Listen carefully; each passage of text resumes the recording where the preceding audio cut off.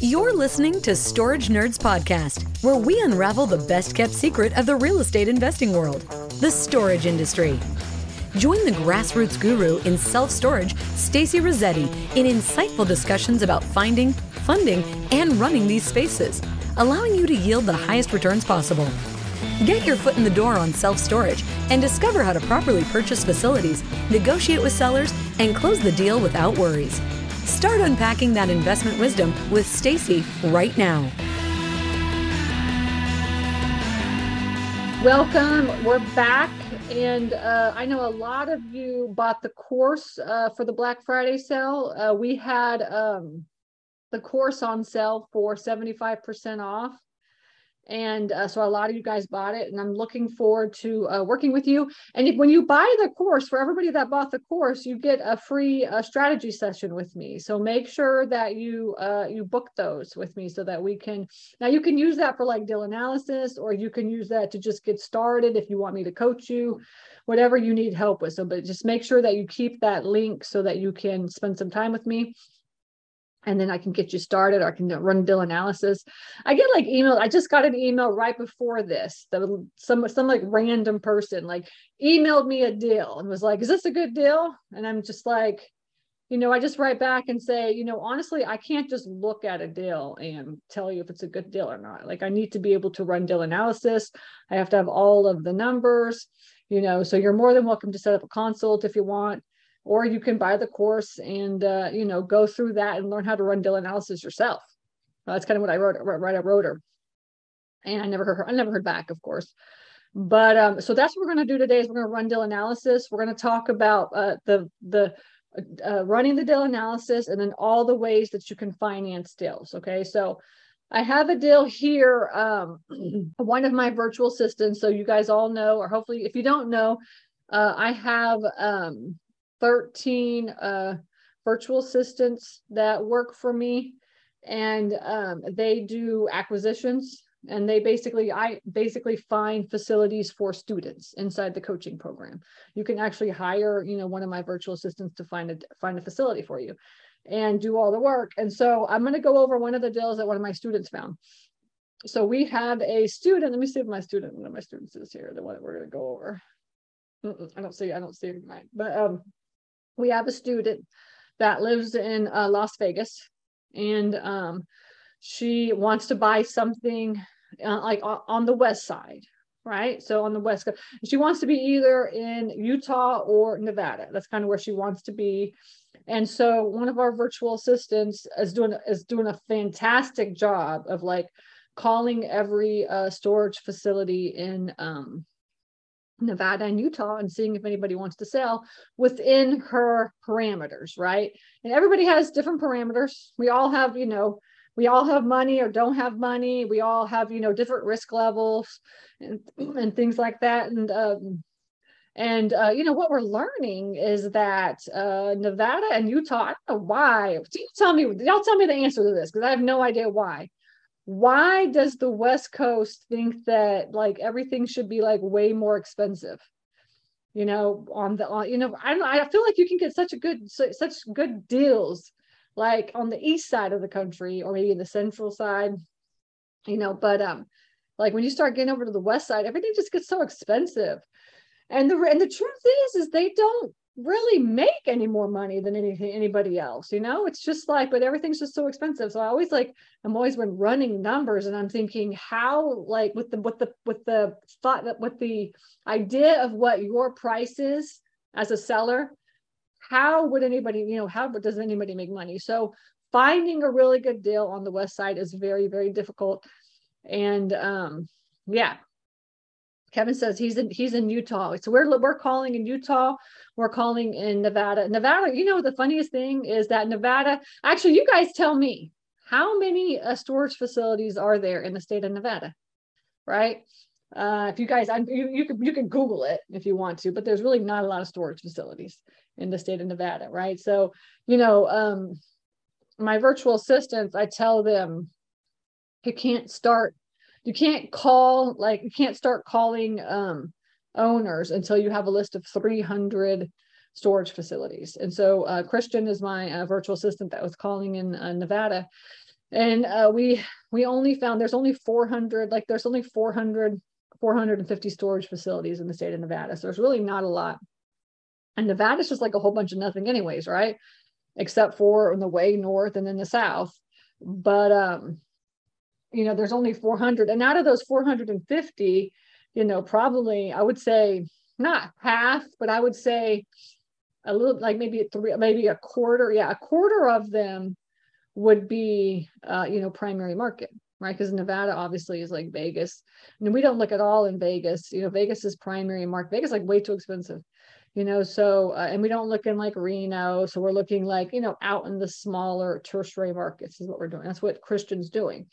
And so he came across this property and I wanted to show it to you guys and kind of run through how we found it and how we funded it, or how we made offers and we were going to fund it if we purchased it. Okay.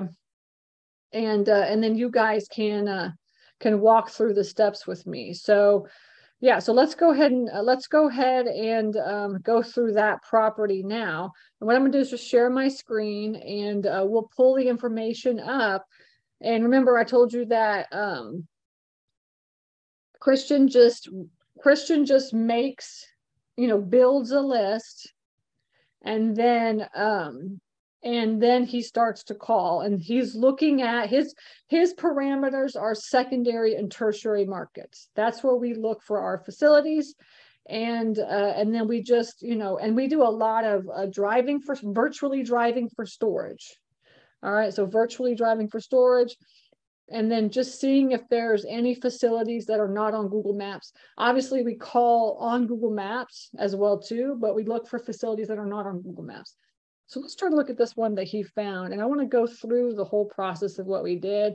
And then you guys can give me your opinion on what the offer should be. We already put an offer in, it got rejected. Because all facility owners think their facilities are worth way more. But you guys tell me if you would have offered more or what you guys think. So let me pull this up, and we're going to get into it's Route 89 storage is the facility. We use Pipedrive to manage all of our leads, and let's see.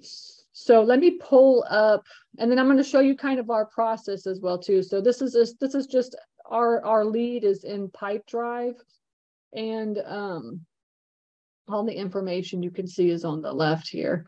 But I'm going to pull up our executive summary.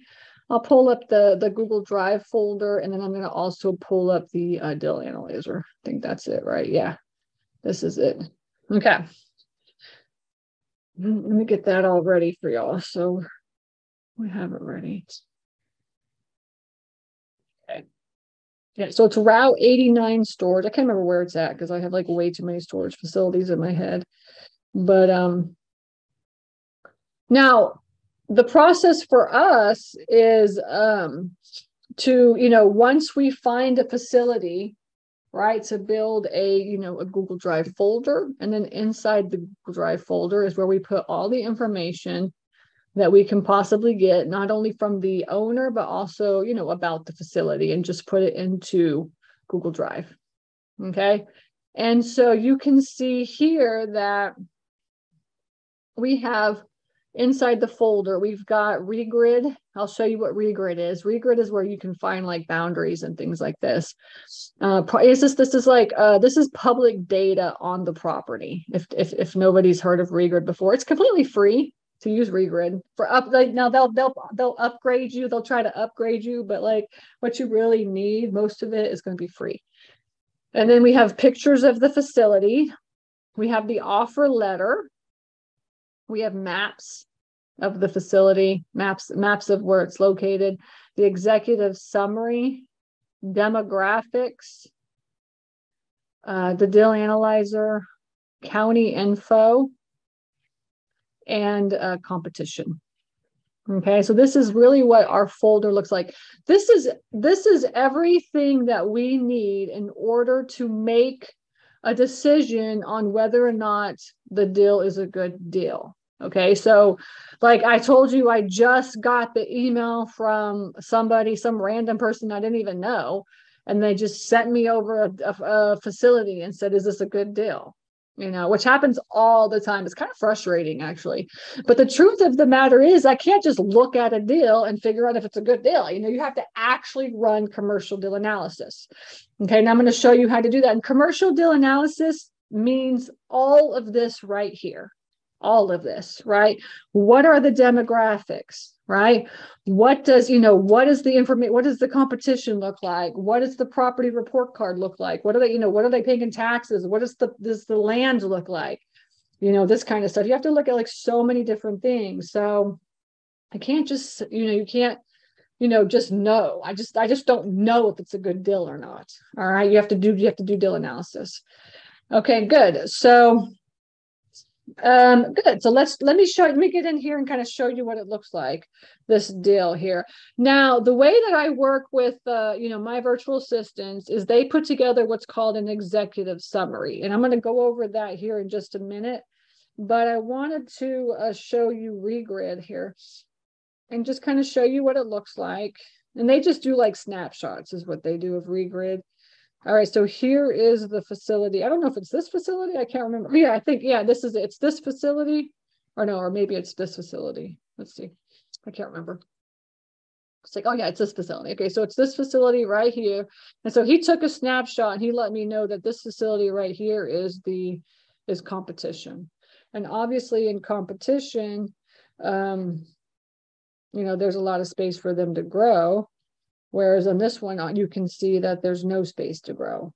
Okay, so that's just number one, right? Just that's why it's so important to get Regrid, and see the boundaries, see where, how big the space is, so you can see that this is how big it is.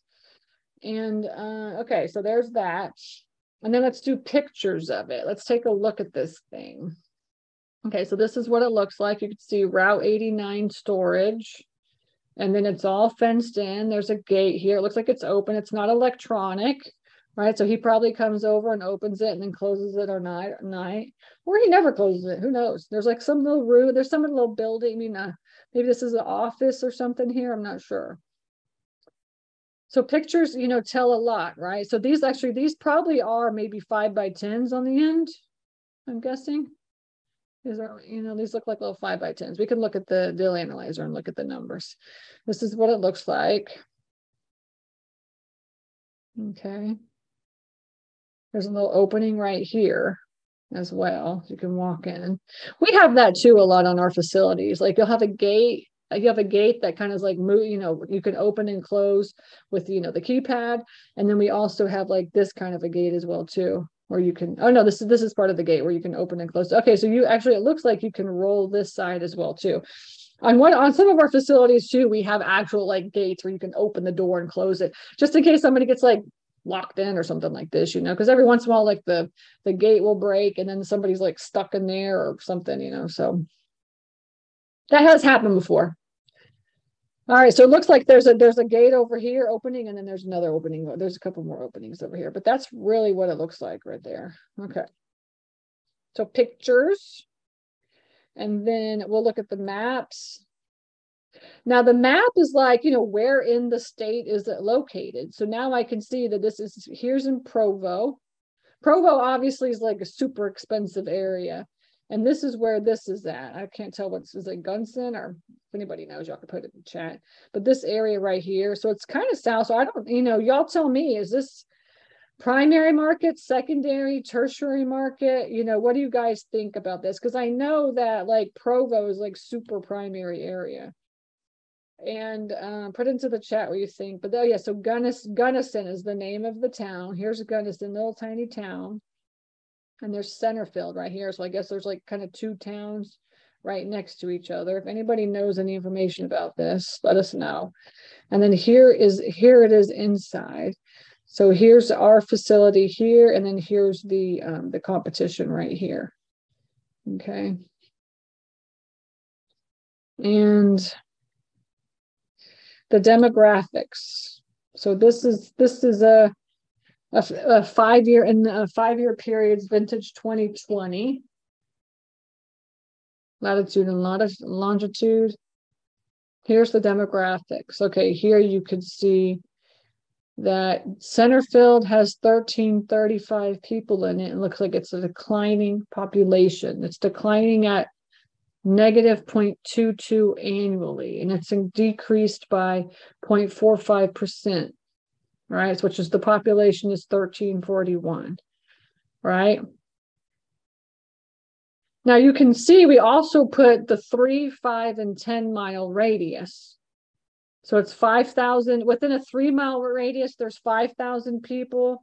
In a 5 mile radius, there's 5,000. And in a 10 mile radius, there's like 7,400 or something like this.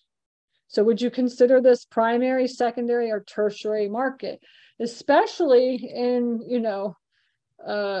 especially, he's just cutting all this out for us, in terms of like where it's located next to Provo. And let me see. Yeah, tertiary. Ido says tertiary. Exactly. And okay, let's see what else.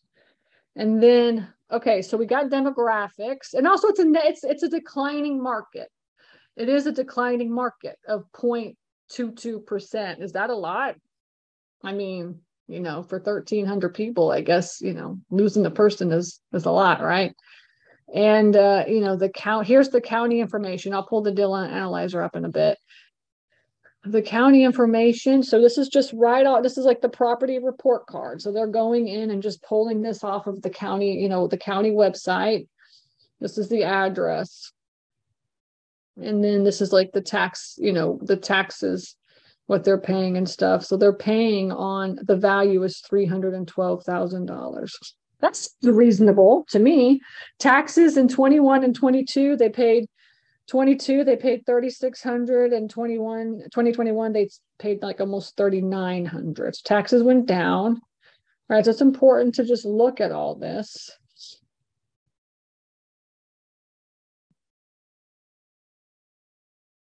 And this is just more data from like the county websites that he could find on the Dell.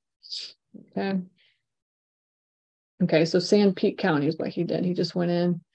And then here's the actual acreage. Okay, it's 0.8 acres. Because I asked them how much acreage do they actually have, but you can see this right here. 0.8. I mean, there's no place to grow anything here. Or to grow or to add on. Okay, so it's a very good first-time facility. It really is to start out. I mean, and just learn what you're doing and stuff. This is a good facility. Competition, Solar Light Storage, and Busy Bee are the only two facilities in the area. So Solar Light is this one. Okay, it looks like maybe they have room to add on if they needed to and stuff. Looks like it's pretty big. Let's see, this is Solar Light. Oh yeah, so this is the big parcel right here. So he could add some more if he needed to. Okay, I like to look at all the competition. So I have them, send this out. This is the one that's right across from us that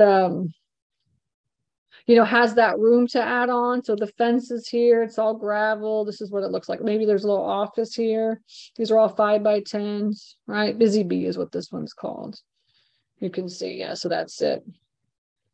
Okay, so those are the two facilities in town. All right, so that is really all the data. And then what they do is they create what's called an executive summary.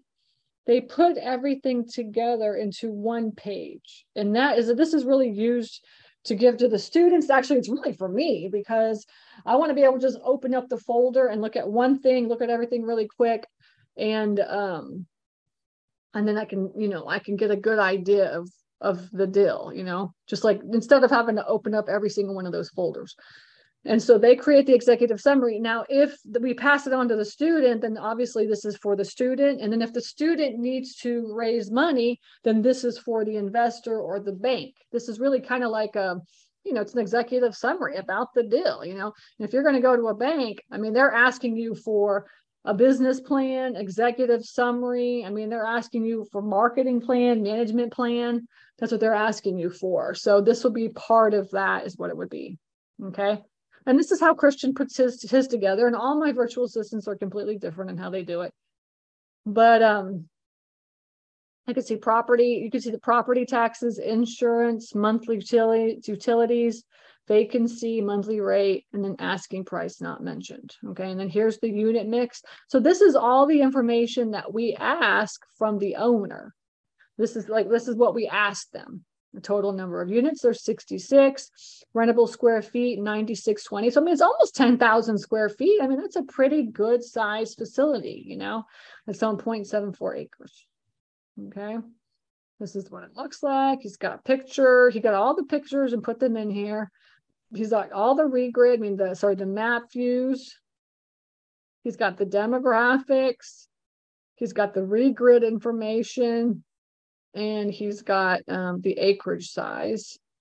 And then he's got all the county information, the competition, the unit mixes. This is from the Dell Analyzer, what they're charging.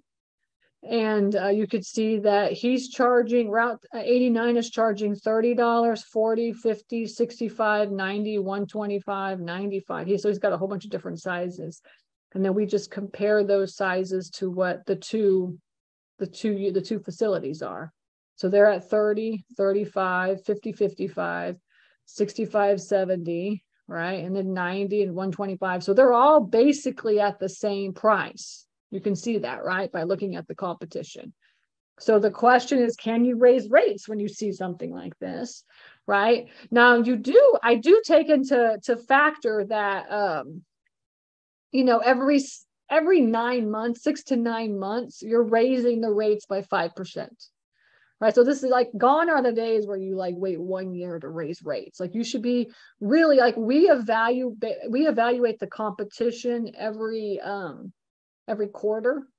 And then we just decide on whether or not going to be raising or lowering rates based on, our vacancy, our economic and physical vacancy, and the competition and what they're charging.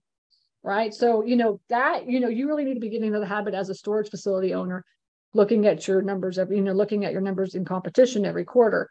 But typically you're raising rates on average every 6 to 9 months. I mean, I said we typically are around like every 9 months.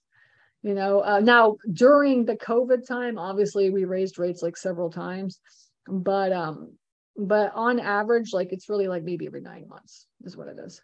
Okay. You don't want to be 6 months because, then you just piss people off, especially out in the country and stuff like this, but you have to raise rates, you've got to raise rates. Now, I don't know when their rates seem pretty low, honestly, but like a 10 by 10 is only $55 and a 10 by 20. And that's why I don't understand when you look at the numbers and run the Dell analysis and you put the offer in, and then they come back and say like, oh, you're way off. I mean, in their mind, they think that the value is more expensive, but the truth is really commercial real estate is based on income. It's based on income, so what you're charging is really what values your property. So I wish a lot more owners would understand that. Now, we try to educate the owners. I mean, that's really our job, is to educate the owners on, what their property's worth. Okay. So that's the executive summary. Okay. And then, so now what I do is I'm going to go to the Dell Analyzer. I'm going to share that and we'll just look at the numbers. Okay. And let's see if we have any questions before I do that. As a new owner of a facility, do you make any effort to personally meet and talk to owners or competitors? Yeah, I mean, we actually go and we actually try to rent a unit at every single one of the facilities. And so, like, for instance, we just closed on a facility like maybe 2 weeks ago, right before Thanksgiving, 2 or 3 weeks ago. And for our due diligence, my husband, there was 4 facilities within less than a mile around us. So he went to every single one of them and they all had like offices and stuff. And so he tried to rent from them and try to get prices and stuff. And that's how we got really the true price. Because, on the website, sometimes they say, different prices than what they're giving you if you go in and stuff like this too. Yeah. So we do try to get to know the competition. Now, one of my students too, he was doing a lease up. So he bought a facility that was completely brand new, and then he had to lease it up. And so he went to all the competitors and he introduced himself and he said, look, He's like, I need to lease my facility up. So I'm willing to pay you for referral fees if you will send them to me. I will pay whatever, whatever you send me, I'll give you some money for. And he ended up getting a lot of referrals that way. And he paid a lot of the owners in the area for their wait list, essentially. So I thought that was pretty good tip. Let me see. Why doesn't Busy Bee offer parking spaces? Yeah, maybe it's just not called for in the market, or maybe he's tried and it's like nobody wants to pay. I mean, it looks like there's kind of a lot of land out there, right? I mean, it's a little tiny area, so maybe parking just doesn't fit. But I don't know. I didn't ask him. Okay, good. And then somebody asked, what's the difference between Regrid and Correxty? You have to have both? Oh, yeah. So actually, we use Regrid for like my virtual assistants because Regrid is free. So they just go on, like they'll just quickly go on to Regrid and they can find the property information. But Correxty we use for skip tracing. And we also use it to like compare our lists and get a list of all of the facilities in an area that have been bought or sold since like the 1960s and stuff like that. We look at history is what we look at. And we actually use Correxty for competition as well. So we don't just use Correxty for like property information. You can get that for free anywhere. We use it for like search engine is what we use it for. Okay, all right. So you can see the Dell Analyzer here. So, okay. So now you can see that we came up with an offer of 300,000. I'm going to show you the numbers here in just a minute. But he's making 48,686. It's 66 units and the total square feet is 9,620. We ran the numbers for this facility at an 8 cap. All right. Now, what cap rate would you value it at? I mean, would you pay more than an 8 cap? It's a town of like, 1,300 people, and within a 10-mile radius, there's only 7,000. So for me, that market calls for an 8 cap. Okay, so that's what we ran the numbers at. And essentially, I just tell my virtual assistants, leave it at, it's a 7 cap for a secondary market and an 8 cap for a tertiary market. Your job is to find owners that will sell you their facility for those 2 cap rates. All right, so what that means is that it's just a numbers game. All right, you just have to talk to a lot of owners in order to find somebody that will sell at those cap rates. And of course, over the course of the last year, it was really hard to find people that would sell at those cap rates up until just like maybe the last couple of months. All right, so now students are really trying to, really finding 7 and 8 caps. Now in Utah and Nevada, it's really hard. And the West Coast is really, really hard, but we just found one guy that was like, is very reasonable on his price actually. And so we put an offer in on that one and we're waiting to hear back on it. But this one, he came back and he said, we're like way off, or we're like totally way off. All right. Is what he said.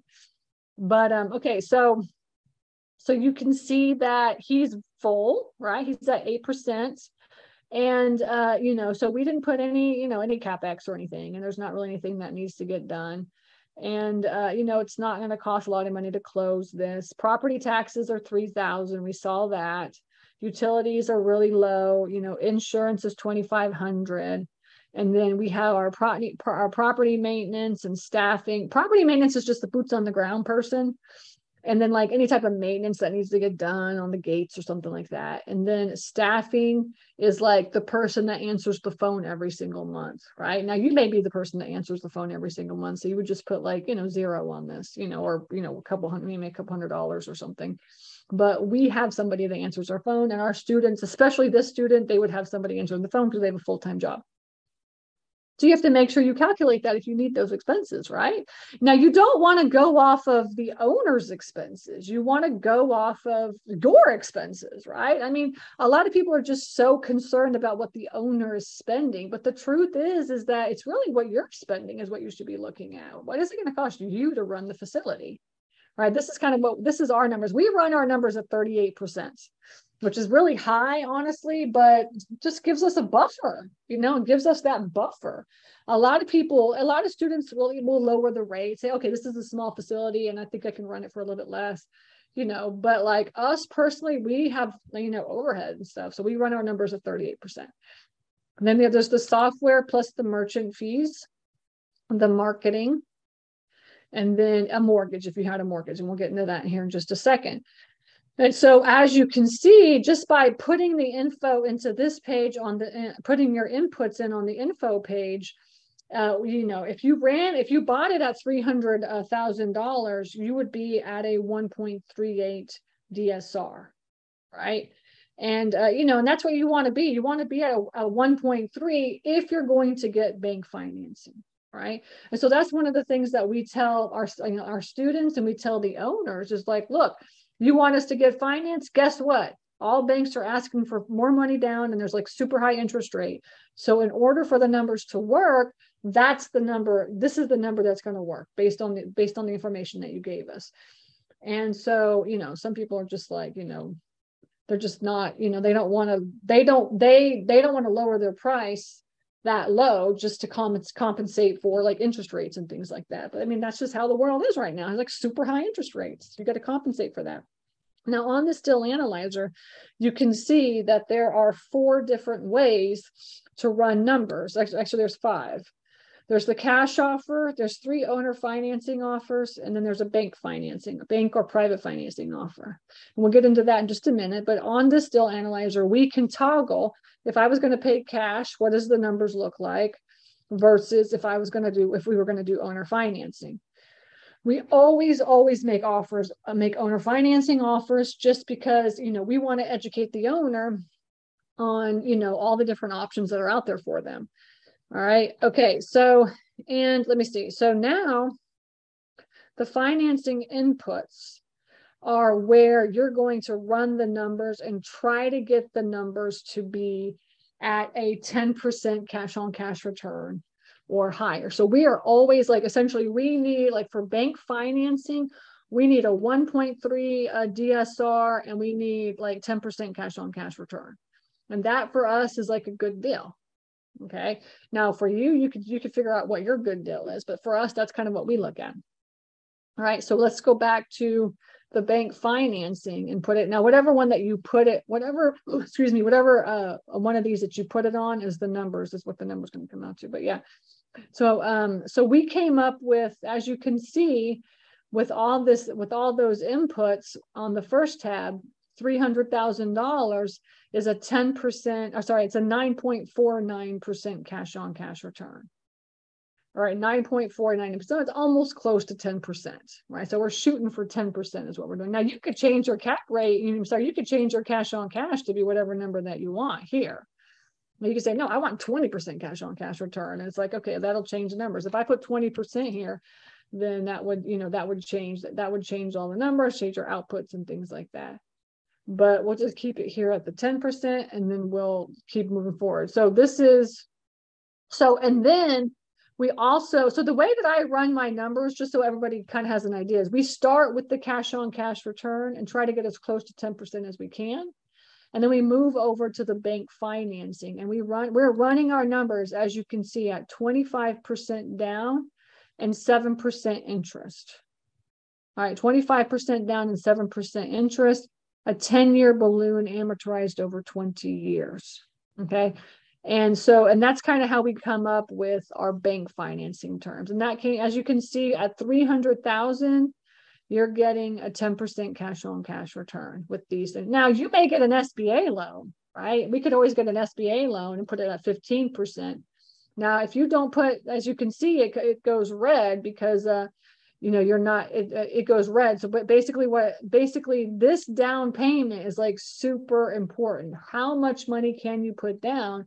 And if you can only put 15% down, that means you just got to get an SBA loan.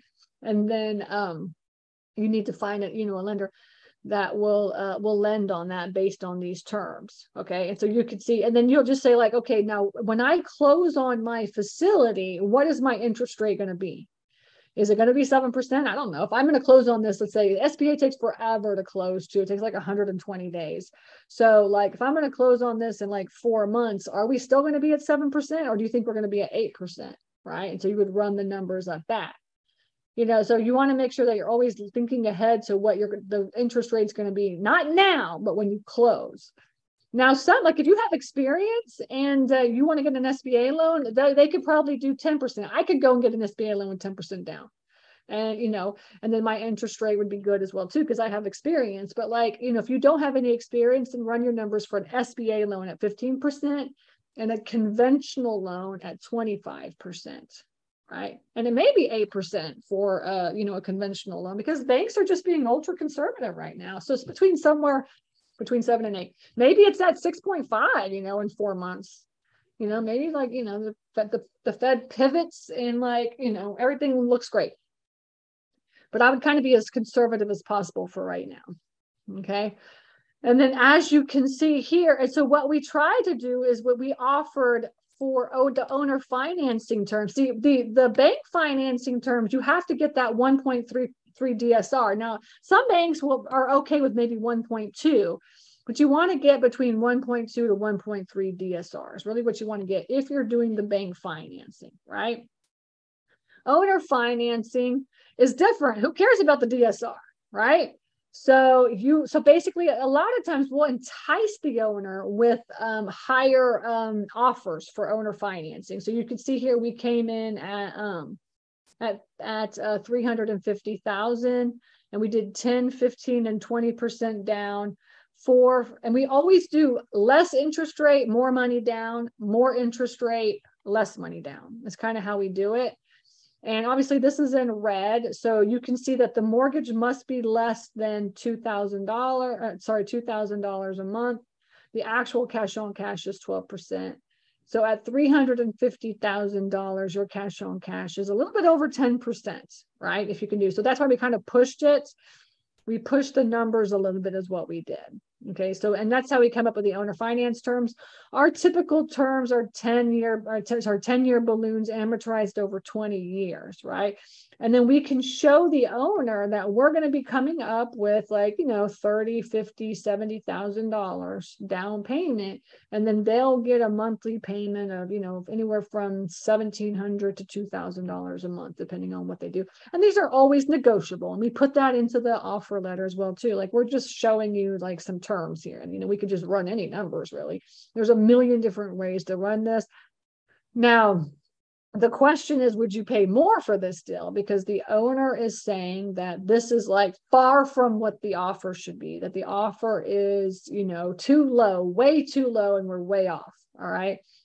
So, the question is, what would we offer this? We'll dig into that a little bit deeper on the cash flow section. So we have really kind of what your net income is going to be here. And then at the top, we have like what the owner is going to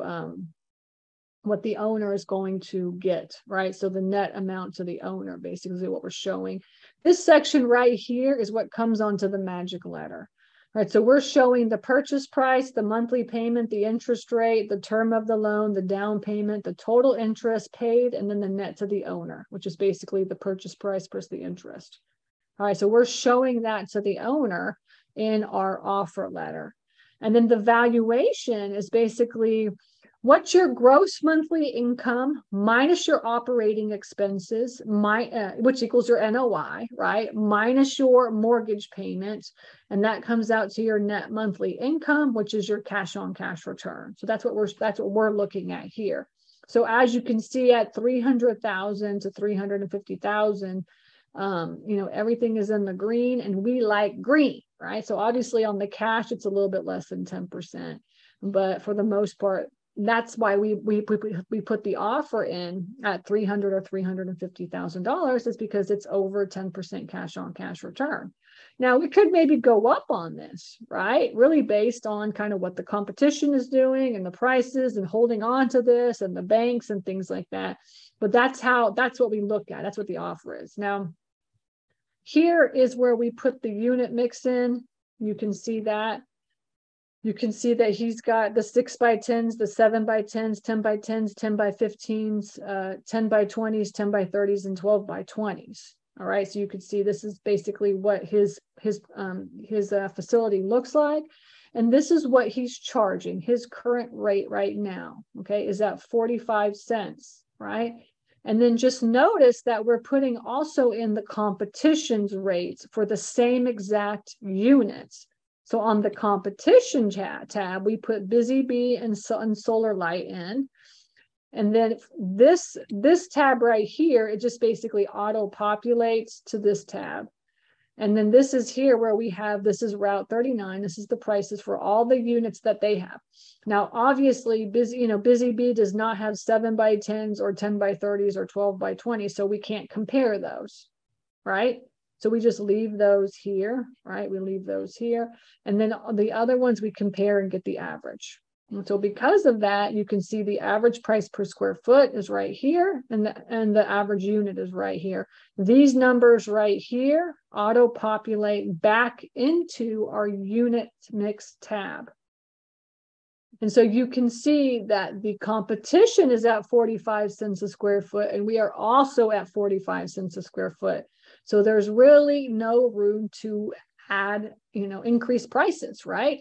And the truth of the matter is that, most people, if you're going to be buying a facility, you want to either increase the units or add units or both, right? And with this facility, you cannot add units and you cannot increase the price, right? The price per square foot. You can't do it because, maybe over time you can increase it by a couple bucks or whatever, but ultimately there's no instant, way to value out a property. So anyway, so that's kind of why on the info tab, you see 46 and 46 is because right here, you can't add the units, can't add any square feet, can't increase the price, right? So essentially it's valued at $360,000. That's the value of this property right now, right? So, so that's it. If you could increase, add units, you could come in and right here and say, okay, I'm going to add right here, I'm going to add 20x10s and I'm going to add 20 of those. Like if I was Busy Bee, I could calculate, how many units I could add and then put that here and it would auto-populate. You could also change the rate if you wanted to change the rate. Say, look, I'm going to add 20 10x20s and I'm going to change this to $100. Right. And if we did that, so we could say 20 of these, and we're going to change this to $100. All right. So you can see here that at the bottom, you can see there's 66 units, 9620 square feet. If he was full, he'd be making about $43.60 a month. Competition's at $43.55, so we're right at the same price. We're going to add 20 units to make a total of 86 units. Once we increase those rates, the price is going to go from $43.60 to $64.95, and the square foot's going to go to $13,620. All right. And right here, this section too, we could put in of all these, which ones are actually filled. This is really this is economic occupancy. This is who is paying and which ones are filled. So you could really look at this if you wanted to as well. All right, because there's a difference between physical occupancy and economic occupancy. So which ones are actually filled and which ones are actually paying. Okay. So I just wanted to kind of show you that's how we're evaluating our deals. We came up with, as you can see, $300,000 for the offer, $350,000 for the owner financing. This is what our magic letter looks like. I call it the magic letter because a lot of times it works. Sometimes it doesn't though. And this right here is essentially the letter directly to the owner, just saying this is what we came up with. And, here's our 4 offers. And, would you be interested in meeting with me and talking on Zoom about this? And, we are offering a cash offer at 90 days and we can close in 120 days. Right. And that actually pulls from this section right here. You could change the numbers if you wanted to do 60-day close. And if you wanted to do, a 90-day or 90-day close and a 60-day due diligence, that would just populate and change right here. Okay. So that's our offer letter is what that is. So every single one of these tabs is really an important tab for you to do deal analysis and to really look at all the different type of funding options that you have, right? And you want to be able to look at your valuation, right? You want to be able to look at current as is. What is this property making? What is the NOI? What would I, after my mortgage, what would I make? Right. And then if it was not full and you were taking it to get it full, what would the potential be? Right. And so we can look at that as well too. And then the valuation, the after updates is really your opportunity. This is you adding those units and, increasing the rates. So you could see current, potential, and after updates. So valuation, current, potential, and after updates. And you could add property management fees.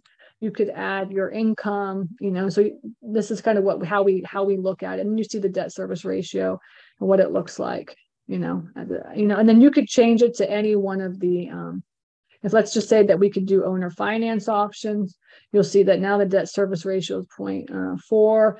And if you wanted to add more units or add any other income, you could do that as well. Okay.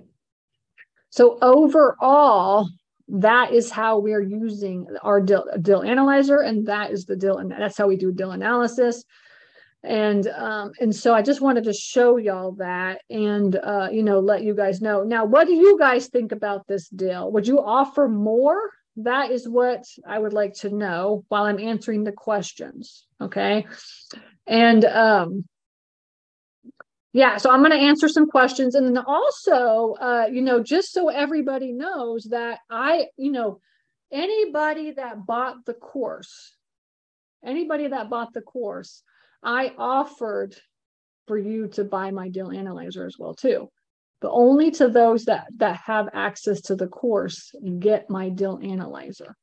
It is an upcharge, just so everybody knows, but the course was only $497, and you could upcharge to get this deal analyzer. So I want to let everybody know that offer is still out. The Black Friday offer is still out. I think Ariel Lynn posted it. I'm only offering it to anybody that buys the course. That's it. I really don't want it out into the world to like everybody in the world just yet. All right. So anybody that buys the course has access to buying the deal analyzer.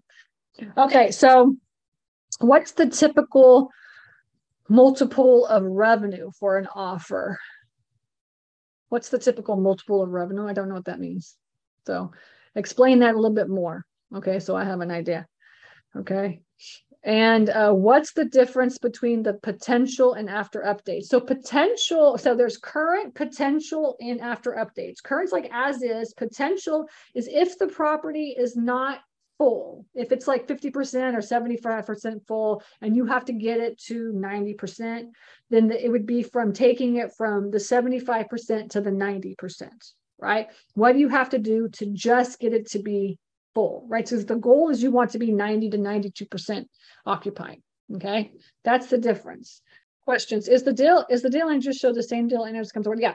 So there's two different deal analyzers. There's the version 3.0, which is the one that like you get for free with the course, which is the one that everybody used up until I just released this new deal analyzer. The new deal analyzer is a little bit extra charge. All right. Because it's like it was a lot of work and a lot of money to put that thing together, a lot of brain power for sure. So I don't really want to just give it away, but you can also just buy the course and not get the deal analyzer, and you'll still have another deal analyzer in there. And that deal analyzer works just as good. The only difference between the new deal analyzer and the old one is the owner financing options, right? You can now do owner financing offers in the new deal analyzer. Okay. Okay, what are the benefits of doing an SBA loan? SBA loves storage. You have a lower down payment, either 10 or 15%. let's see what else is the benefit. And they also do new construction, love new construction. And they also do projection-based loans. So what that means is if you find a facility where you know for sure, so for instance, like we're syndicating a deal out right now that's $2.5 million, but it's only worth it's 2.5 million. We're buying it. It's only worth $1.3 million, but we're buying it for $2.5 million, right? But it's worth, after we raise, all we have to do is raise the rents. It's worth over $5 million. That is would be a projection-based loan. You have to convince the bank that you can just buy this, increase the rents, and then like make money. Okay, so then that's like a whole, like that's why I talk about the marketing plan, the business plan, management plan, all that kind of stuff. So you would, with the projection-based loan, you would give that to the bank. And so it's a lot more work to get the loan, but there are banks out there like SBA that will do that for you.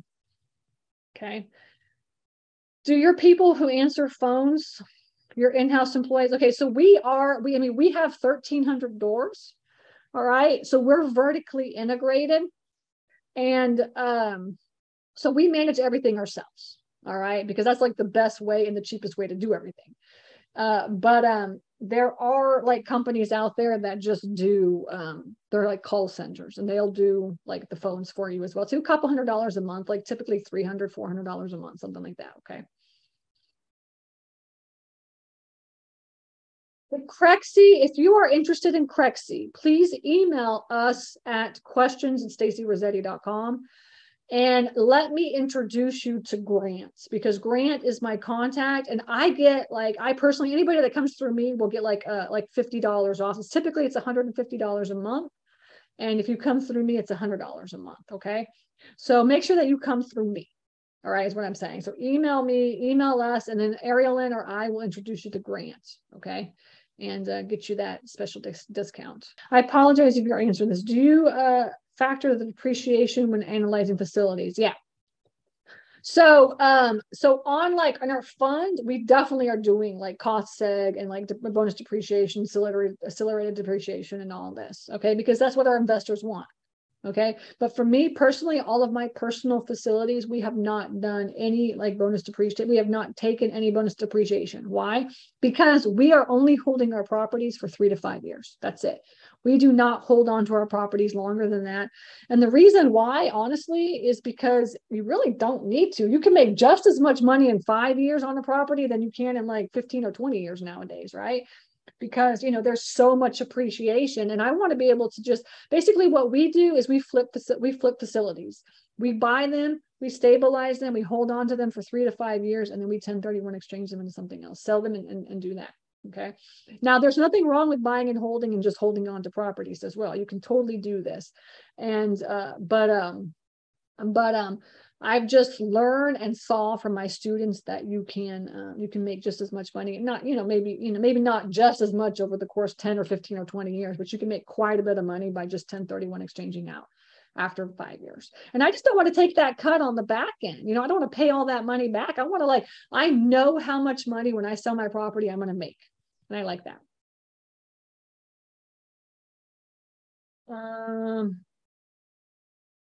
Yeah, Correxty has all properties of the entire United States. Every property, the data for that property is in Correxty.